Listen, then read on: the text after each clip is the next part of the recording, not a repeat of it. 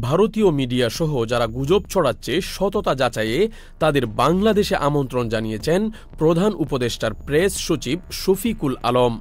গতকাল রবিবার সকালে নতুন বাংলাদেশ অর্জন, চ্যালেঞ্জ এবং উত্তরণ শীর্ষক এক আলোচনায় এ আমন্ত্রণ জানান তিনি।